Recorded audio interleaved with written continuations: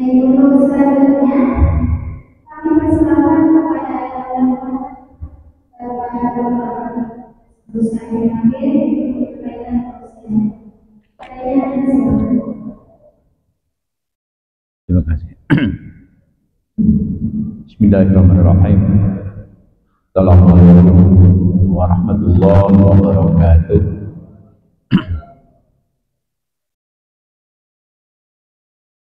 Alhamdulillahirrahmanirrahim. Inna anzalnahu Qur'anan Arabiyyan la'allakum ta'qilun. Allahumma shalli ala sayyidina Muhammad wa ala ali sayyidina Muhammad. Asyhadu an la ilaha illallah wahdahu la syarikalah wa asyhadu anna Muhammadan abduhu wa rasuluh la nabiyya ba'dahu. Allahumma rabbi shrah sadri wa yassir li amri wahlul 'uqdatam min lisani yafqahu qawli. Subhanaka la ilma lana illa ma 'allamtana innaka antal alimul hakim. Allahumma ftah alaina hikmatak wa ansur alaina rahmatak wa dzakirna ma nasina ya dzal jalali wal ikram.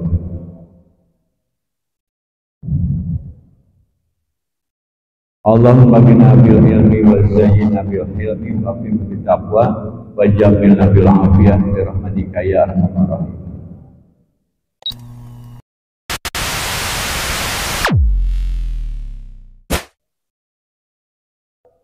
Hadirin tulabi al-aizza, masyaallah khair.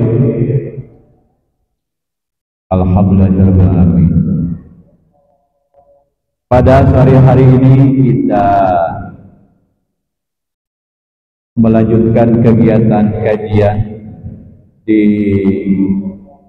DKM Kampus 2 UIN Sunan Gunung Jati Bandung.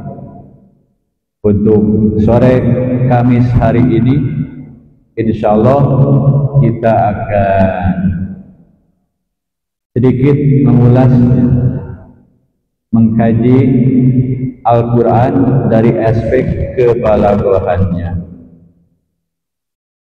Di awal pertemuan telah saya sampaikan bahwa salah satu kemujizatan yang ada di dalam Al-Quran adalah aspek kebahasaan, yang dalam hal ini dari aspek balaghah yang bersinggungan dengan dunia kesusastraan Arab pada khususnya.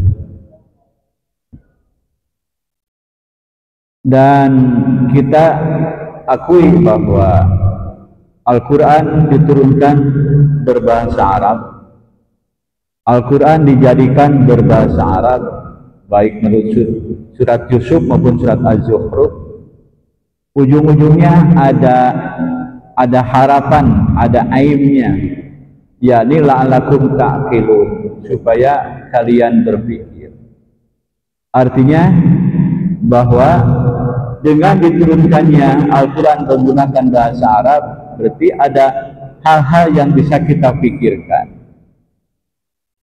Oleh karena Al-Quran berbahasa Arab, tentu saja kita mendekatinya dari teori-teori, kaidah-kaidah kebahasaan, yakni Al-Lughah Al-Arabiyyah. Nah, salah satu kajian dari Al-Lughah Al-Arabiyyah itu adalah Al-Balaghah, yang di dalamnya mengkaji aspek Al-Bayan, Al-Ma'ani, dan Al-Badi'. Banyaknya fenomena-fenomena dalam Al-Quran yang bisa kita dekati dari sudut pandang Al-Balaghah ini, ternyata memang bisa mengungkap ya sekian banyak rahasia, setidak-tidaknya rahasia-rahasia yang dikaitkan dengan kaidah-kaidah kebahasaan.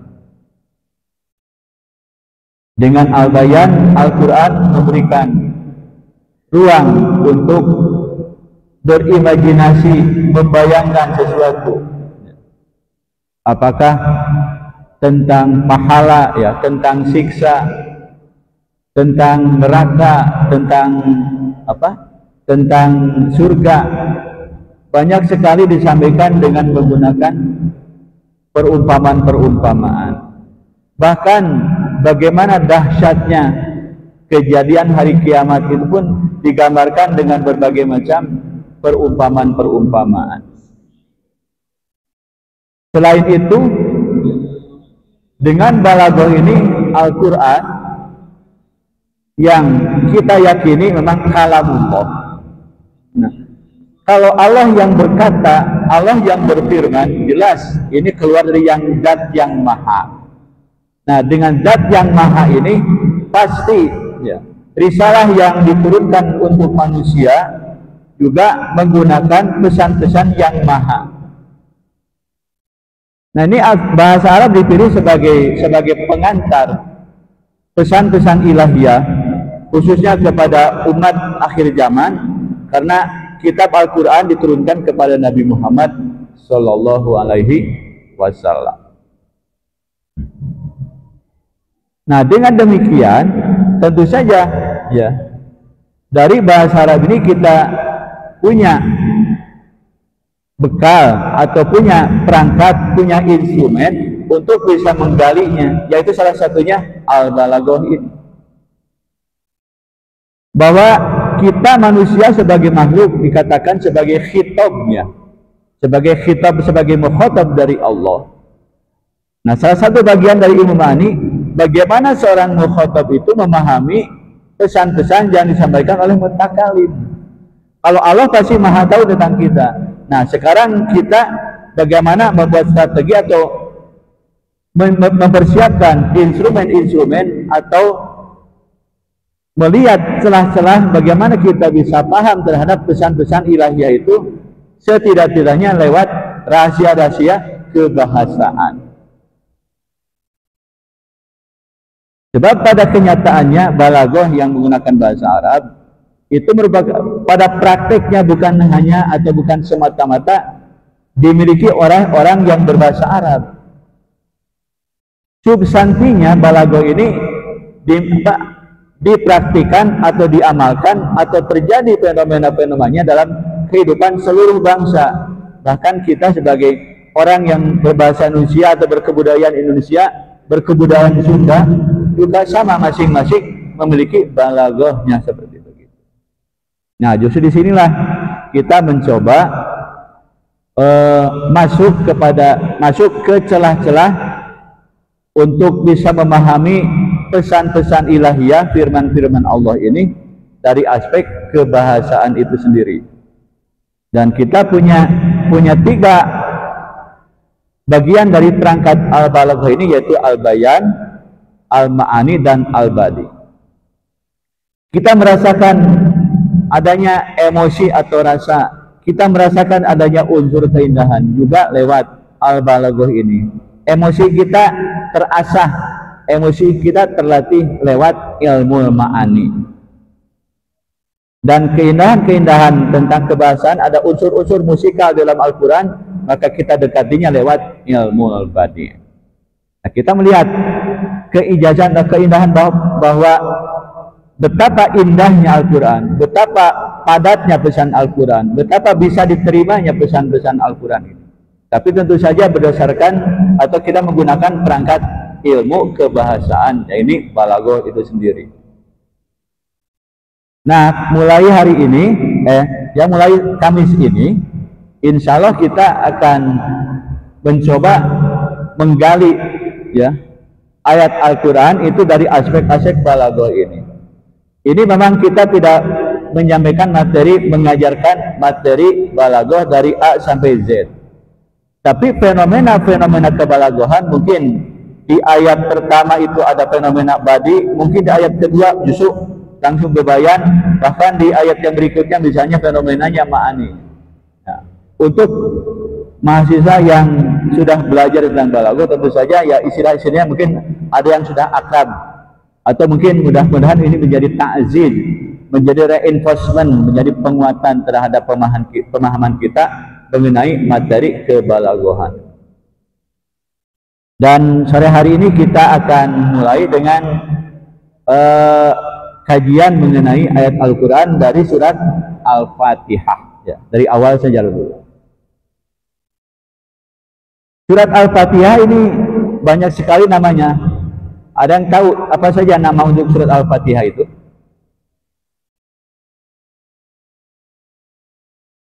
Ada yang tahu nama surat Al-Fatihah? Ada yang menyebut mengapa disebut Al-Fatihah? Ya, menjadi pembuka kan?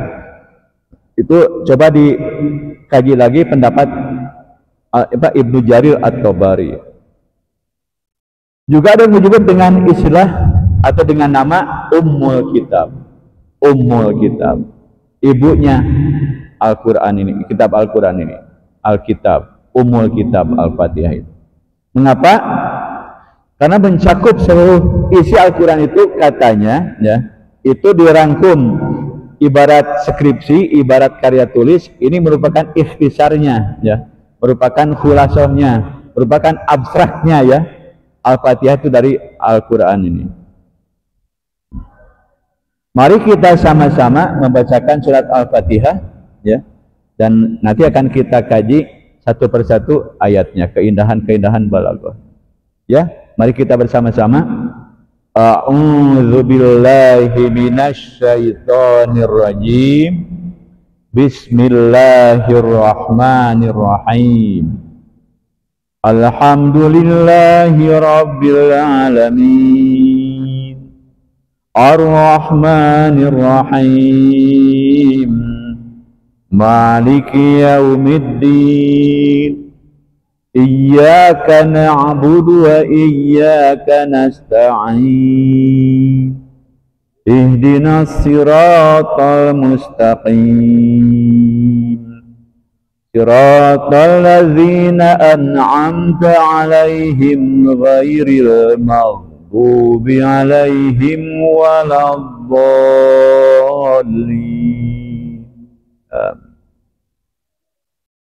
Nah, di sini dalam surat Al-Fatihah saya menemukan kajian dalam kitab Al-Ijaz Al-Balaghi fil Qur'anil Karim. Setidak-tidaknya ada 10 fenomena. Ya, 10 fenomena.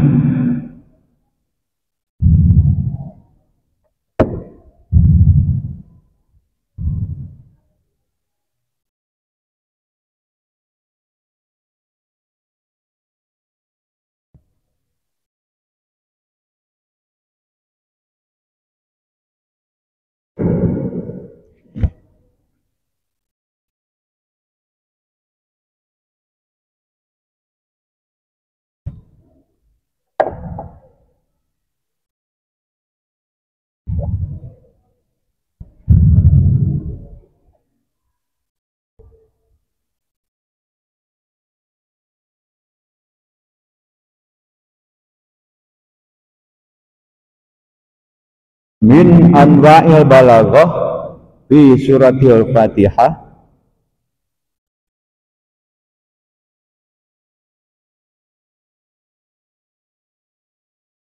Ini diambil dari Al-Bahrul Muhit. Fenomena-fenomena kebalaguhan yang pertama adalah husnul ibtidah wa bara'atul matla'. Pernah dengar istilah itu? Husnul ibtidah atau husnul ibtidah wa bara'atul matla'. Memang di Balaghah Wadihah tidak dibahas itu. Itu adanya di Al-Badi, ilmu badi. Tapi di kitab-kitab klasik atau kitab-kitab yang lain yang lengkap pembahasan. Bahwa di dalam surat Al-Fatihah ketika itu ada awal-awal yang dimulai dengan tadi Alhamdulillahirabbil alamin ar-Rahmanir Rahim. Ibaratnya sudah jelas ada muqaddimahnya. Jadi kalau kita berpidato kan ada muqaddimah kan, ada muqaddimah, ada isi, ada penutup. Nah, Al-Fatihah juga sudah memiliki muqaddimahnya yang disebut dengan husnul ibtitah wa bara'atul madla'. Ini istimewa Al-Fatihah. Ya, di dalam surat Al-Fatihah. Yang kedua,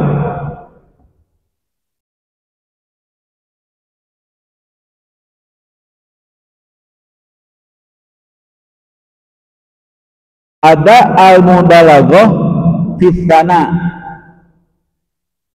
Ada apa mubalaghah itu? Sesuatu yang bombastis, bukan bombastis ya, yang hiperbol, yang sangat luar biasa dalam pujian. Ya. Ada pujian yang luar biasa dalam Al-Fatihah. Alhamdulillah, alhamdulillah. Kenapa kita menyebutnya segala puji? Padahal tidak ada kata kulun. Alhamdulillah. Di sana ada kata alhamdulillah.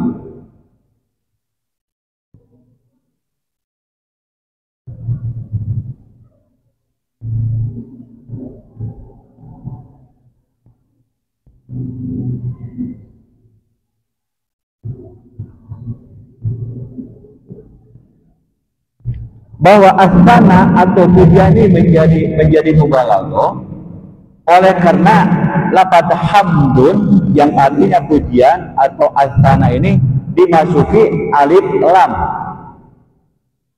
Maka santri mengatakan alif lam ini alif lam untuk apa?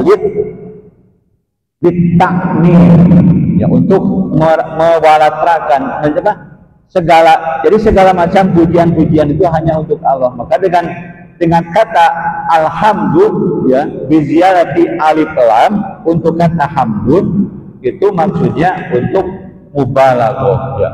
Makanya sekarang kalau ditanya dari mana Anda mengatakan alhamdulillah itu diterjemahkan segala puji, padahal tidak ada kata kulun atau jami'ul hamdi, kulul hamdi, bukan begitu kan?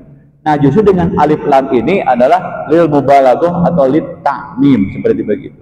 Nah, kita punya argumentasi sekarang dari kebalaghahan Al-Qur'an ini.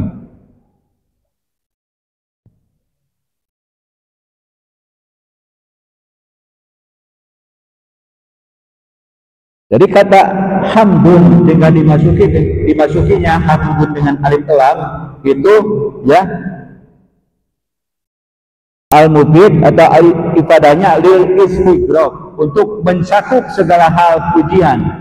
Jadi segala macam pujian itu hanya untuk Allah, atau segala macam pujian belum sampai untuk Allah. Segala macam pujian ini dengan dimasukinya kata hamdun dengan alif lam itu menunjukkan bahwa hamdun di sini atau asana di sini adalah lit ta'mim lil istighraq, untuk menyeru segala bentuk macam pujian,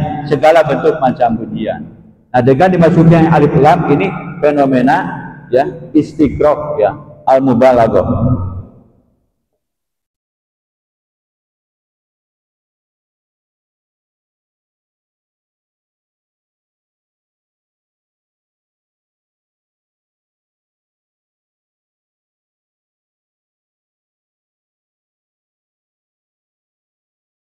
Kemudian yang ketiga, tanwinul khitab bi qawlihi alhamdulillah.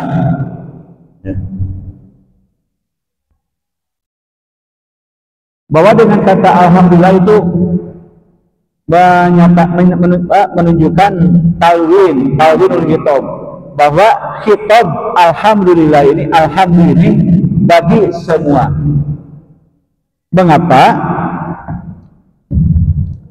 Bagi yang sudah belajar ilmu ma'ani, coba alhamdulillah ini kategorinya kalam khobari atau kalam insya'i? Alhamdulillah itu kalam khobari atau kalam insya'i? Itu khobar, bukan? Nah, khobar ini kalamnya khobari. Khobar ini kan berita. Kita memberitahu kepada orang lain, atau kita memberitahu, kita sebagai mutakalim memberitahu kepada orang lain bahwa segala pujian itu hanya untuk Allah. Alhamdulillah. Tetapi ini ada implikasi, ya, bahwa alhamdulillah di sini tidak semata-mata khobar. Ada makna amar di sana. Artinya pujilah Allah. Nah, ketika terjadi pembelokan makna dari yang tadinya berita menjadi segat amar menjadi insya, bukankah itu apa namanya? Ada yang tahu? Itulah yang disebut dengan majaz mursal murakkab atau majaz murakkab mursal, ya.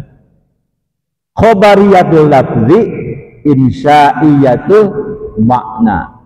Dengan kata-kata alhamdu meskipun berupa kalam khobari, ya, meskipun berupa kalam khobari, intinya ada perintah ihmadu, pujilah Allah. Nah, itu fenomena yang keberapa itu? Ketiga. Yang ketiga. Kemudian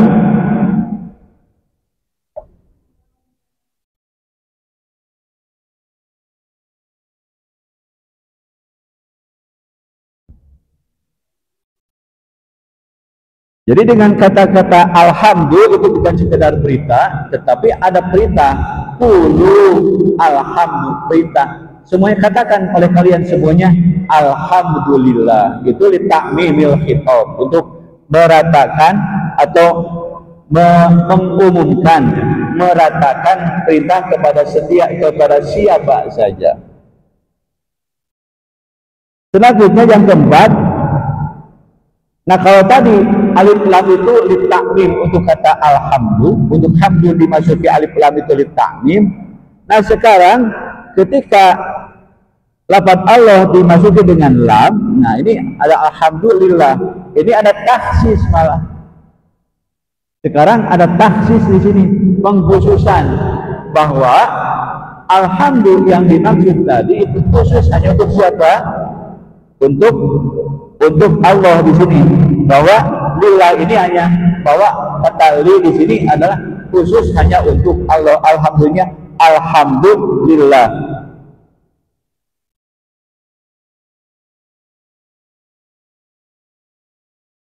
Bahwa segala macam pujian anna jami'al mahabib muhtasatun billahi ta'ala azza wa jalla.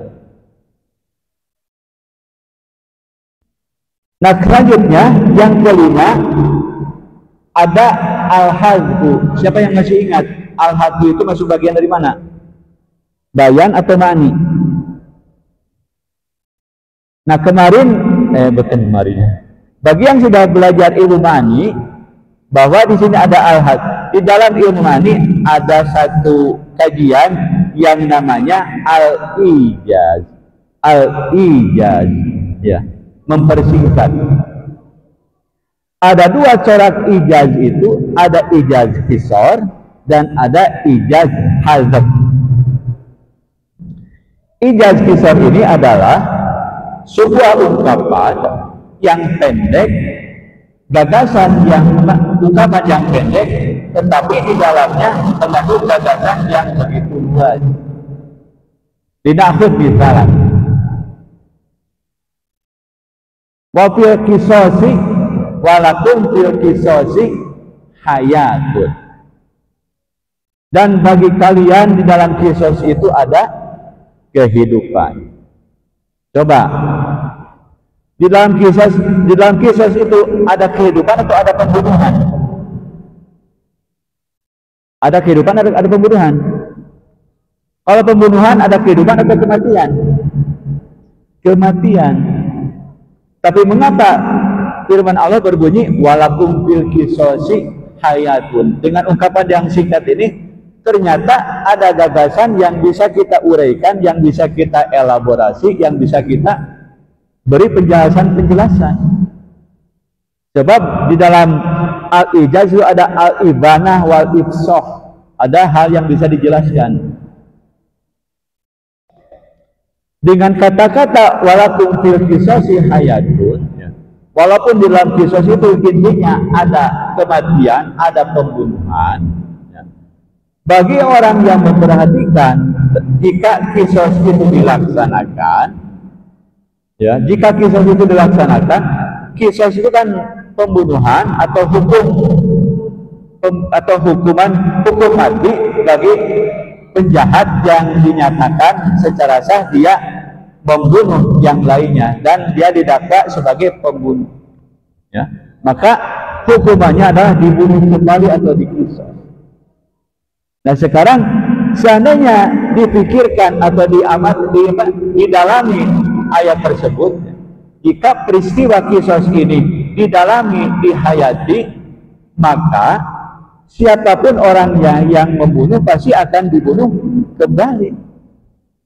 Buat apa kita membunuh orang lain yang kalau ujung-ujungnya dibunuh? Apa untungnya kita membunuh orang lain kalau ujung-ujungnya malah kita dibunuh juga? Bukankah kita dibunuh itu kan pada dasarnya kita ingin menikmati kehidupan? Nah, jika berpikir sampai ke sana, kalau saya membunuh pasti dibunuh kembali, berarti orang yang berencana membunuh itu akan mengurungkan niat membunuhnya, karena ujung-ujungnya akan dibunuh juga. Nah, oleh karena orang yang berencana membunuh mengurungkan niat membunuhnya, maka otomatis orang yang terancam untuk dibunuh olehnya akan terbiarkan dia hidup. Nah, dengan demikian maka jadilah dengan kisos itu adanya kehidupan.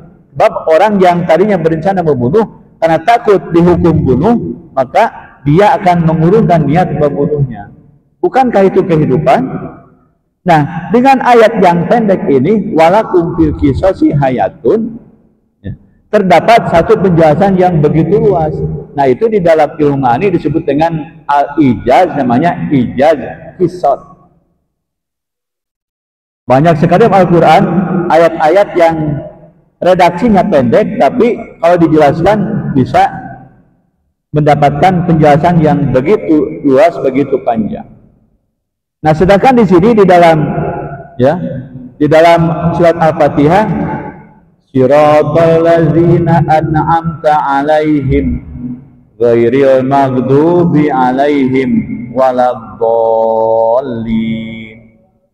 Siratal ladzina an'amta 'alaihim ghairil maghdubi. Coba kalau ditelusuri apa yang dihilangkan di sana? Siratal ladzina an'amta 'alaihim ghairil maghdubi. Siapa yang bisa menunjukkan apa kira-kira yang dihilangkan pada ayat tersebut? Siratal ladzina an'amta 'alaihim, jalannya orang-orang yang Engkau telah beri nikmat kepada mereka. Ghairil maghdubi 'alaihim. Ini kalau dikembalikan, kalau dikembalikan secara lengkap, bunyinya akan begini: Siratal ladzina an'amta 'alaihim ghairi siratil maghdubi alaihim waladdallin. Jadi pada ghairil maghdubi ini ada satu kata yang mahdzuf, yang dihilangkan, ya, yang kalau ditelusuri atau kalau tidak kita bolak-balik secara kaidah, secara gramatikal, itu menghilangkan kata sirat itu sendiri, ya. Nah, dengan penghilangan itu disebut dengan ijaz juga, namanya ijaz hadzf. Nah, itu fenomena ijaz di sana, ya. Tidak seluruhnya kan itu. Contoh di dalam surat Al-Hasyr, siapa yang hafal? Ada ayat yang berbunyi la yastawi ladzina la yastawi ashabul siapa yang hafal? La yastawi ashabun nari wa ashabul jannah. La yastawi ashabun nari wa ashabul jannah. Terus apanya? Bunyinya? Ayat berikutnya, ashabul jannati humul faizun. Sudah sampai di sana, kan? Apakah ada penjelasan tentang ashabun nar? Ada nggak ayat penjelasan tentang ashabun nar? Misalnya ashabun nari humul khosirun, misalnya ada nggak? Ada, tidak ada? Kan tadi Allah menjelaskan ketidaksamaan antara ashabun nar dan ashabul jannah. Tapi mengapa yang disebutkan hanya ashabul jannah saja? Ashabul jannati humul faizun. Kemana ashabun narnya? Nah, sebetulnya itu juga bisa dipertanggungjawabkan. Berarti dalam ayat ini, ya, dalam ayat ini ada yang dihilangkan. Kalau ditanya apa kira-kira ashabun nar, kira-kira bagaimana? Apakah sama juga al-faizun? Nah, kalau tadi karena tidak sama, kalau ashabul jannah humul faizun, apa kebalikan al faizun?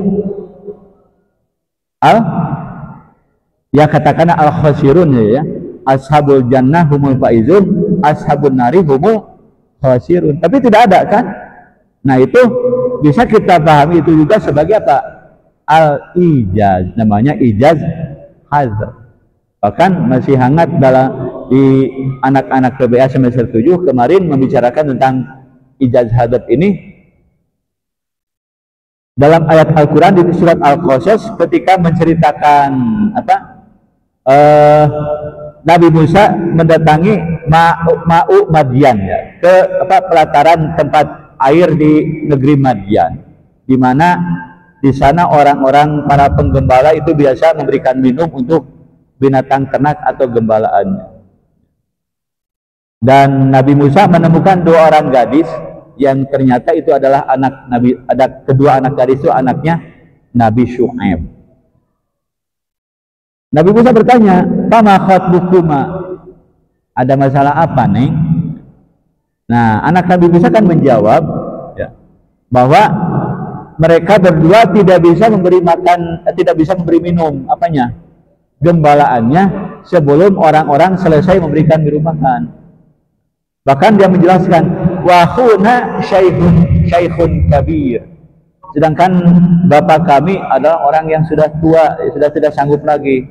Mungkin jika Nabi Musa menanyakan kemana orang tuamu atau bapak kamu, ya, tanpa ditanya itu, kedua anak Nabi Syu'aib menjelaskan, wa huna syaikhun kabir. Apa yang dilakukan oleh Nabi Musa? Fasaqalahuma. Maka Nabi Musa memberikan minum. Maksudnya bukan untuk kedua orang itu, tetapi membantu 2 orang gadis tersebut memberi minum binatang gembalaannya. Fasaqalahuma, bukan fasaqhuma kan? Hati-hati, fasaqalahuma bukan fasaqahuma. Kalau fasaqahuma mungkin memberi minum kepada kedua anak gadis itu. Tapi ini kan fasaqalahuma, memberi minum untuk 2 orang gadis itu. Maksudnya untuk apa? Untuk binatang ternaknya. Hati-hati dalam menerjemahkannya. Fasaqalahuma bukan fasaqahuma, bukan memberi minum keduanya, tapi memberi minum untuk keduanya ya, dalam kaitan memberi minum binatang ternak.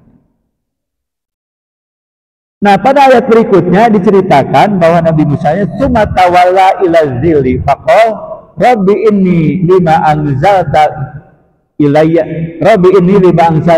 min khairin faqir. Nabi Musa berteduh ya, duduk di tempat yang teduh, kemudian berdoa, rabbi inni lima anzalta ilayya min khairin faqir. Karena apa?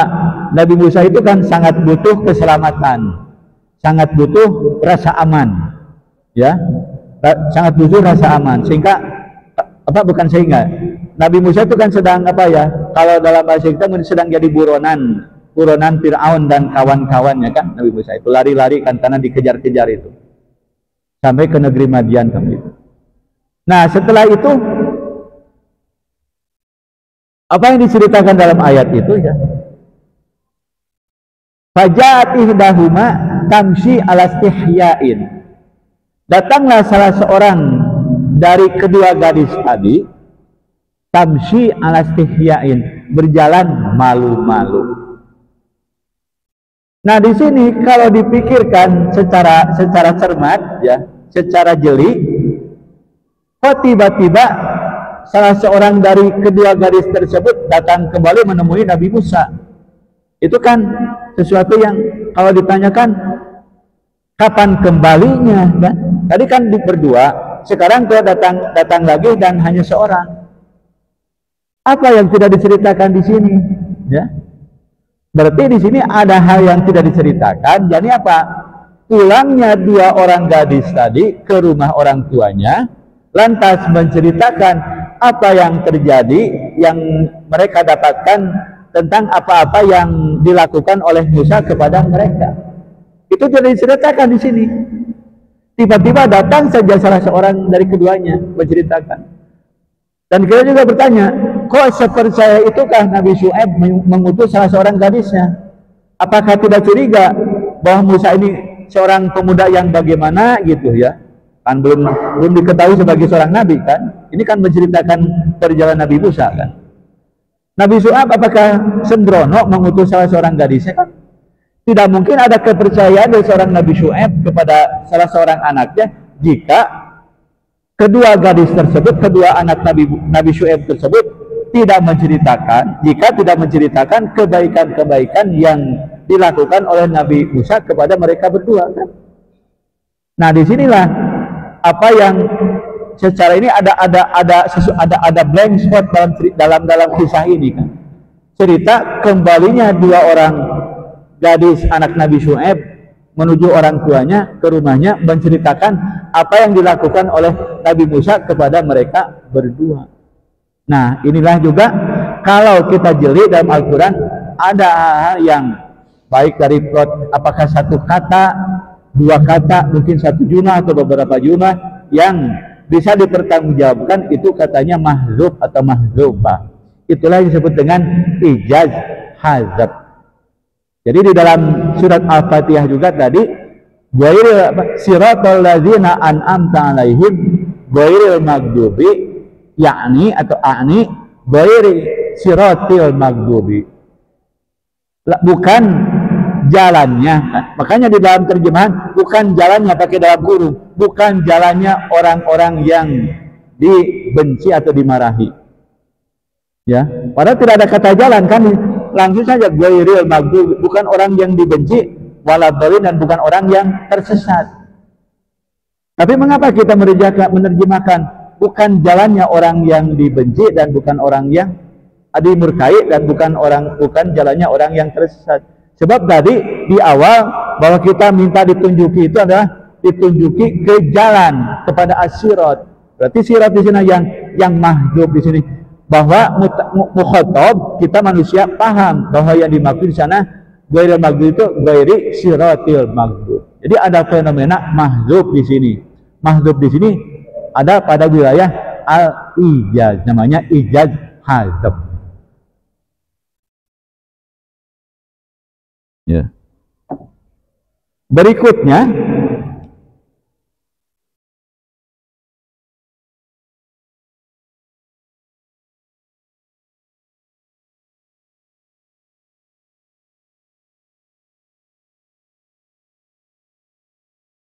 di dalam surat Al-Fatihah ini ada fenomena at-taqdim wa ta'khir.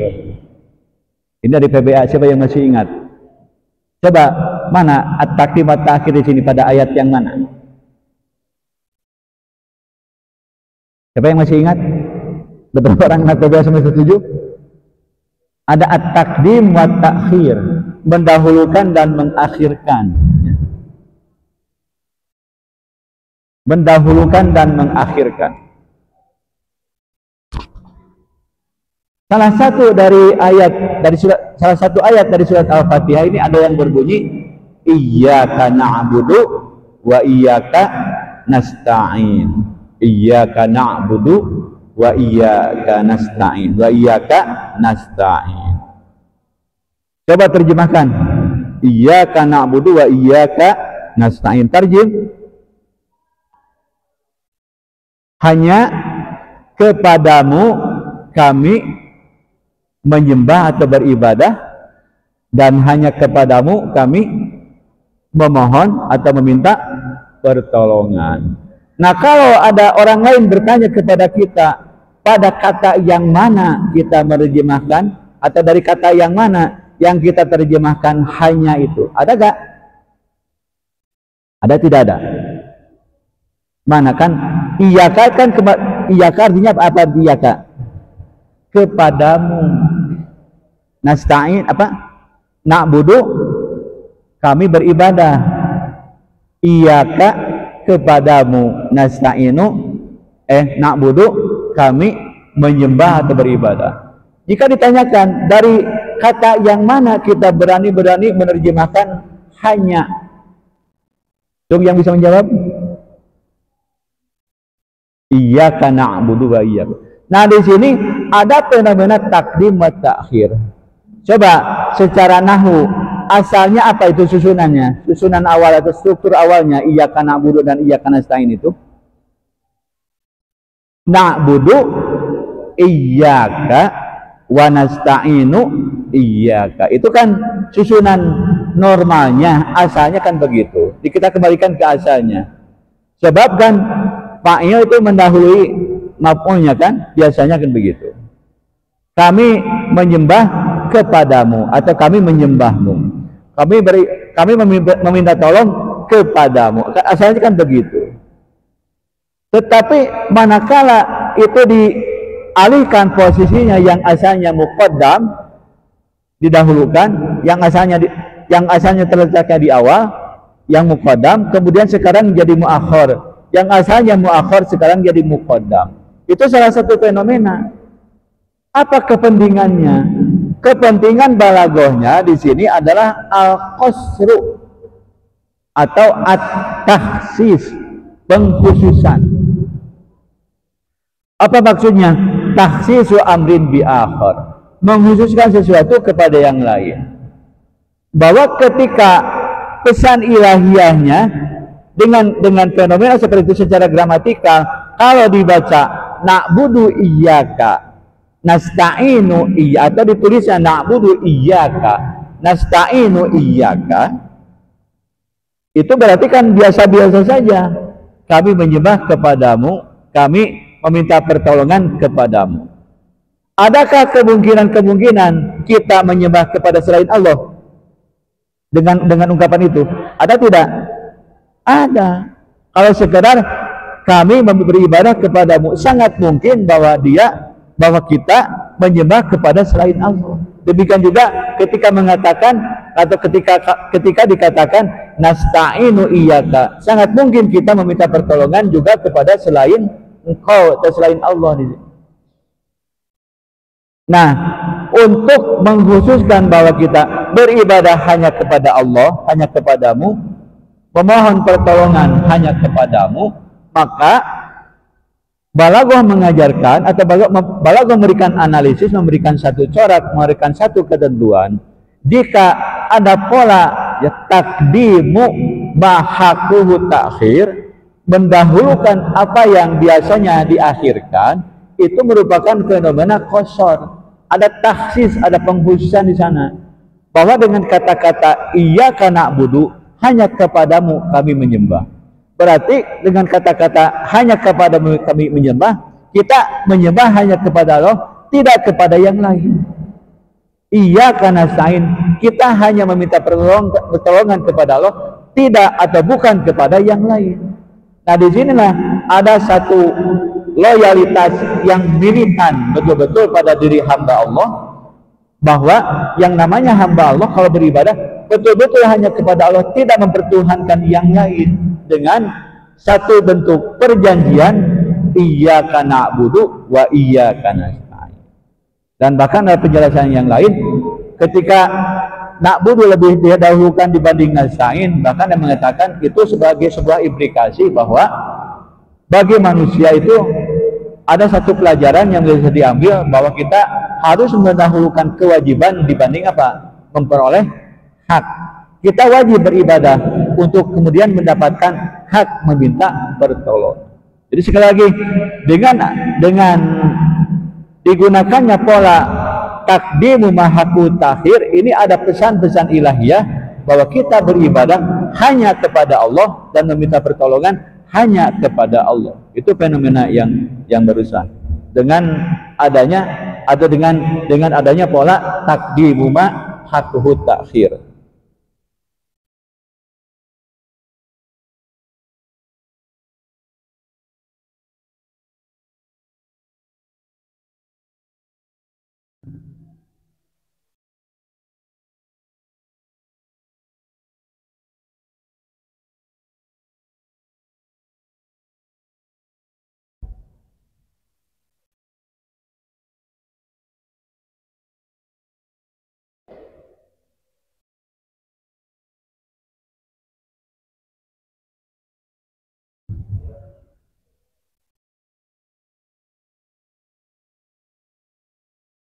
Kemudian yang ketujuh ada at-tasbih ba'dal ibham, atau di dalam istilah yang lain itu ada al-idah ba'dal ibham.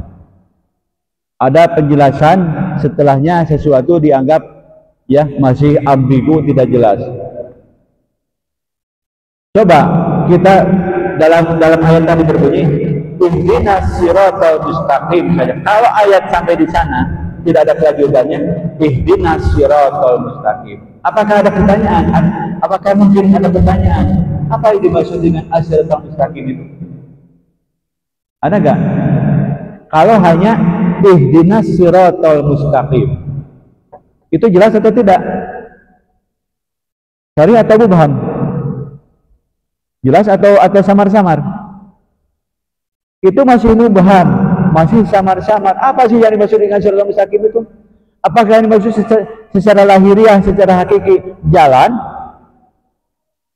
tol, atau apa siratal mustaqim itu? Ya. Nah, di sini juga ada pertanyaan kan begitu. Nah, hal yang demikian yang disebut dengan sesuatu yang dianggap sebagai hal yang mubham, sesuatu yang masih samar-samar, mubham, ya, belum jelas. Dengan didatangkannya ayat berikut, siratal ladzina an'amta alaihim ghairil maghdubi alaihim waladdallin, jelaslah bahwa yang dimaksud dengan as-siratal mustaqim itu apa? Oke, apa yang dimaksud dengan as-siratal mustaqim itu? Siratal ladzina an'amta alaihim ghairil maghdubi alaihim waladdallin. Itulah yang menjadi idhahnya, ya. Dalam hal ini di dalam ilmu ma'ani ada yang disebut dengan al-itnab.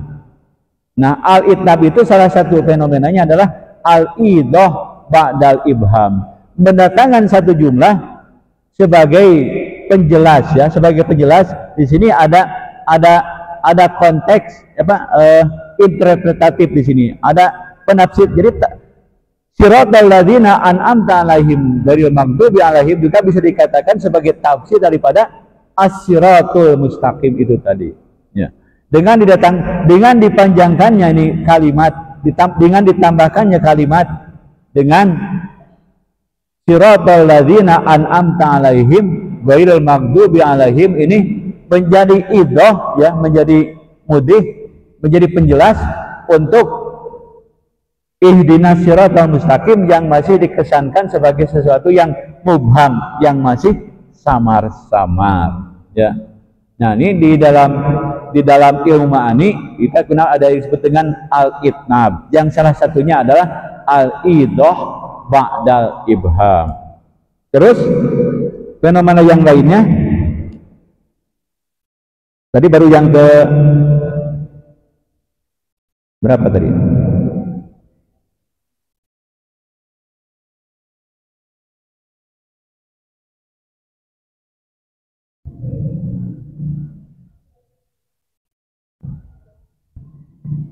Yang ketujuh, ya? Bukan. Yang ketujuh, sekarang yang kedelapan. Yang kedelapan ada al-iltifat. Nah, ini memang kita tidak belajar al-iltifat di itu. Al-iltifat ini semacam pemindahan al-intiqal. Di dalam Al-Quran banyak sekali fenomena al-iltifat, ya. Misalnya dari yang asalnya mukhatab berubahlah menjadi mutakalim, yang asalnya mufrad menjadi jamak, kan seperti begitu. Banyak sekali dalam Al-Quran. Nah, termasuk dalam surat Al-Fatihah di sini, ya, iyyaka na'budu wa iyyaka nasta'in, itu mukhatab atau apa? Iyyaka na'budu kan berdialog, kan, iyyaka na'budu wa iyyaka nasta'in itu bicara kepada mukhatab. Selanjutnya ihdinas siratal mustaqim, tiba-tiba dikembalikan lagi kepada mutakalim ma'al ghair.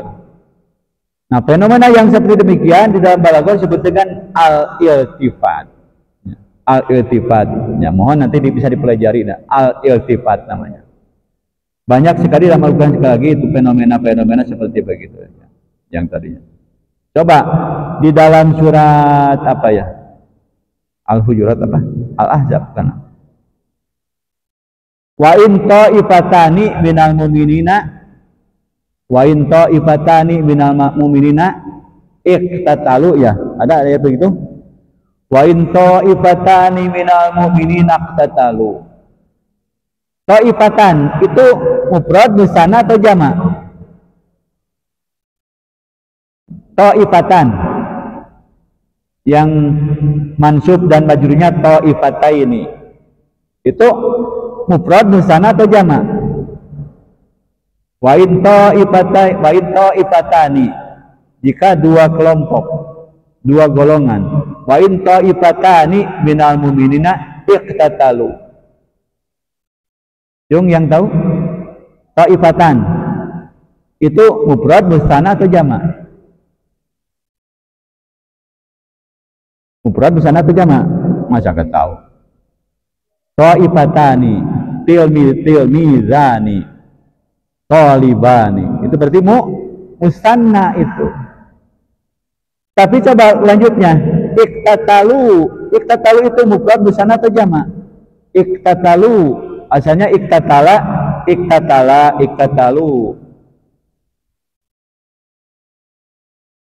ya, iqtatalu gitu. Jamak kan? Kan secara teori gramatikal kalau tasni kalau musanna khobarnya berarti apa? Harus musanna juga ya. Secara gramatikal wa in ta'ifatani minal mu'minina iqtatalata kan begitu. Tapi mengapa iqtatalu menjadi jamak? Nah, ini menjadi ada iltifat kan di sini. Ada pemindahan. Mungkin ini rahasianya. Kalau dua orang berkelompok itu ya iqtatal wa in ta'ifatani minal mu'minina iqtatalu saling membunuh kan. Nah, biasanya kalau pembunuhan itu kan atau bertengkar atau menjadi tawuran itu biasanya kan bukan hanya asalnya kan dua orang atau dua kelompok. Tapi biasanya kalau terjadi tawuran itu bisa menjadi banyak kan, bisa banyak yang terlibat. Satu atau dua orang yang saling bertengkar bisa melibatkan beberapa orang pada akhirnya kan. Nah, ini juga kalau yang namanya pertengkaran atau saling bunuh itu bisa melibatkan. Ya. Yang konfliknya Israel dengan Palestina, Iran kan ikut. Siapa lagi? Ya kan negara-negara juga kan ikut kalau sudah berbicara tentang pertengkaran seperti begitu kan. Ya, sedikit menyinggung. Itu namanya al-iltifat. Itu fenomena yang ke-8. Terus yang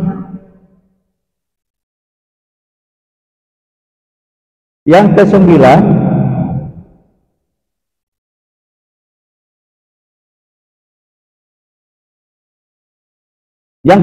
itu ada tolab. Ada tolabus syai'i. Mana tolabnya di sini? Mana ayat yang berisi perintah? Ada yang berisi amar, sekat amar. Dia kan yang tahu. Dari sekian ayat, mana yang bersekat amar? Masa nggak tahu? Yang bersekat fil amar dari sekian ayat. Ihdina. Di dalam teori ilmu ma'ani yang namanya al-amru itu ya konsepnya adalah tolabul fi'li ala wajhil isti'la atau tolabu atau amar itu tolabu husuli syai'in. Nah, di dalam fenomena ini meskipun ayat ini berbunyi ada tolabus syai'i ihdina, ini bukan semata-mata tolabul husul alal hidayah, bukan semata-mata menuntut mendapatkan hidayah. Nah, ini ada terjadi pembelokan seperti itu. Jadi ada penyimpangan makna dari amar ini, bukan semata-mata menuntut sesuatu ya. Bukan ketika ihdina itu bukan semata-mata tolabul husul alal hidayah, bukan menuntut diperolehnya petunjuk. Tapi justru dipahami dengan kata ihdina adalah tolabut tasbit. Bahwa dengan kata-kata ihdina siratal mustaqim, ya Rabbana sabitna bihidayatika ala siratin mustaqim.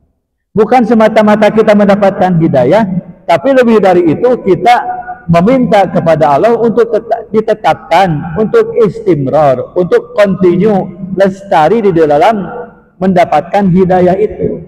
Asalnya kan talabul syai'i ihdina atau talabul hidayah. Tetapi menurut balaghah ini terdapat penyimpangan makna yang tadinya talabul husul alal hidayah menjadi talabut tasbit lil hidayah atau fil hidayah. Kita menuntut atau meminta ditetapkannya hidayah, ada istimrar, ada kontinuitas hidayah berada tetap pada diri kita dengan kata-kata ihdinas siratal mustaqim. Nah, ini tidak gampang kita memahami itu kan. Mungkin kalau sekedar ihdina tolabul hidayah, bukan semata-mata itu, tapi lebih dari itu adalah tolabut tasbit, ya, tolabut tasbit bil hidayah. Itu yang ke-9. Kemudian yang terakhir, bahwa di dalam Al-Fatihah ini ada juga keindahan, ada keindahan dari segi kebahasaan atau muhasinat lafziyah di sini. Ada keindahan kata-kata di sini. Mana contohnya?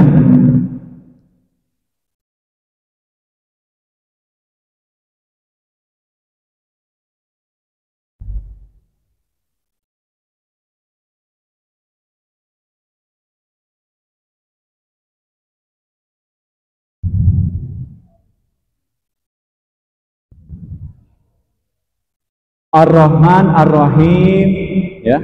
Ar-Rahman Ar-Rahim, As-Sirat Al-Mustaqim. Ar-Rahman Ar-Rahim, As-Sirat Al-Mustaqim. Itu terdapat persamaan fasilah terakhir dari sebuah kata. Im dan im. Nah, kita pun dalam mukadimah kan seringkali menggunakan kata-kata yang terjadi persamaan bunyi seperti begitu. Ya, alhamdulillahirabbil alamin wa bihi nasta'inu ala umuri dunya waddin wassalatu wassalamu ala asyrafil anbiya'i wal mursalin. Ada in ini bukan iklannya, in bukan iklan di YouTube, bukan di TV, ya, bukan iklan obat, bukan. Ada in persamaan bunyi, itu fasilah terakhir itu. Itu namanya di dalam ilmu badi dikenal dengan istilah as-saja'. As-saja'. As-saja' ini persamaan fasilah terakhir. Nah, di sini disebutkan as-saja' al-mutawazi, tapi saya tidak begitu setuju karena al-mutawazi itu selain sama bunyi akhirnya, tetapi atau di samping itu, ya di samping itu sama juga wazan kata yang membentuknya. Coba Rahim, Ar-Rahmanir Rahim, Al-Mustaqim. Rahim dan Mustaqim kira-kira satu wazan tidak? Rahim, Mustaqim satu wazan tidak? Nah, ini tidak satu wazan kan. Ini Rahim, Mustaqim, ini kan lebih dari itu. Nah, sudah saja ini kita katakan sebagai as-saja' al-mutarrab. Jadi persamaan bunyi hanya di ujungnya saja, dan itu teori awal untuk as-saja'. Jadi tawafukul fasilataini. Ada persamaan di fasilah terakhir dari dua kata yang disebutkan, khususnya pada tulisan-tulisan yang berupa nasar, bukan yang berupa syi'. Itu saja yang menjadi gambaran tentang fenomena-fenomena balaghah. Di sini disebutkan ada 10 setidak-tidaknya. Anda bisa mencari lagi fenomena-fenomena apa lagi dari segi kebalaghahan, baik yang bercorak bayan, ma'ani maupun badi, khususnya di dalam surat Al-Fatihah. Ya, itu sebagai mukadimahnya. Mari kita berdiskusi. Barangkali ada pertanyaan.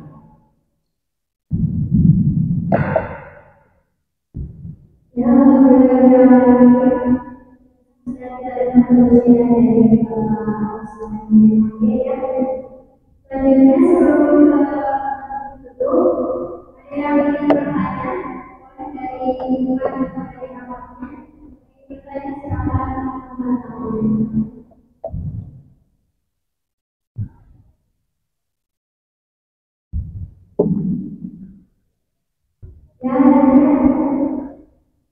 Yakfi, Mati? Ada yang perlu dijelaskan lagi? Barangkali silakan.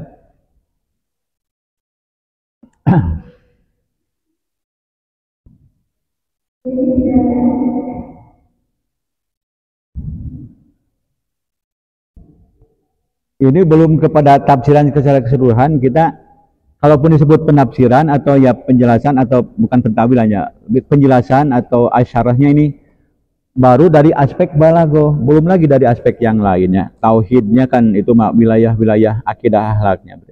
Kita baru menyoroti dari aspek keindahan kebahasaan khususnya al-balago. Jadi kalau berbicara al-balago itu tidak terlepas dari kajian yang tiga itu, al-bayan, al-ma'ani, al-badi. Al-bayan berkaitan dengan tasbih, majaz maupun kinayah, sedangkan al-ma'ani berbicara al-khobar, al-insya, kemudian al-qasru, ya, ada fasol wasol, kemudian ada ijaz itda musawat, ada al-zikru wal-hadfu, ada takdim dan takhir dan sebagainya. Itu pasti banyak. Sedangkan untuk al-badi bisa muhasinat lafziyah, imma dari segi jinas saja, kemudian dari segi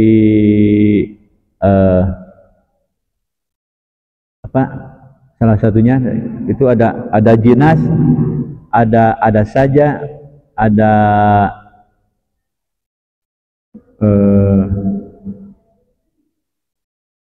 apa itu satunya lagi itu. Kemudian dari segi muhasinat ma'nawiyah itu ada tibak, ada muqabalah, ya, ada ada husnul ta'lil, ada uslub hakim dan sebagainya. Banyak sekali itu di dalam kajian. Itu ya wilayah itu yang bisa kita kaji dari aspek kebalagohan Al-Quran.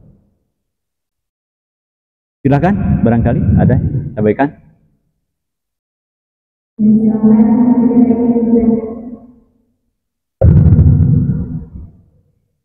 Mangga ibu-ibu dari ukhtinya. Ini PBA atau dari PAI? PBA, PAI. Ya gak apa-apa, PAI juga. Kan guru agama.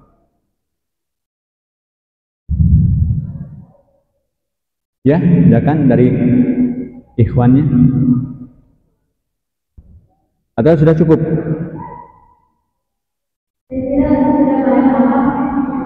Ya, sudah cukup ya? Cukup ya? Ya. Kalau tidak ada rubbama naktabi bihadza, secukupkan sekiannya, aku kali hadza. Syukran ala husni imamikum wal afu minkum wallahu a'la wa a'lam bisawab. Wallahu yad'u ila dari salam wa yahdi may yasha ila siratal mustaqim. Allahu yaqulu haq wa huwa yahdi sabil. Ila liqa fi maudin qarib. Wassalamu alaikum warahmatullahi wabarakatuh. Alhamdulillah.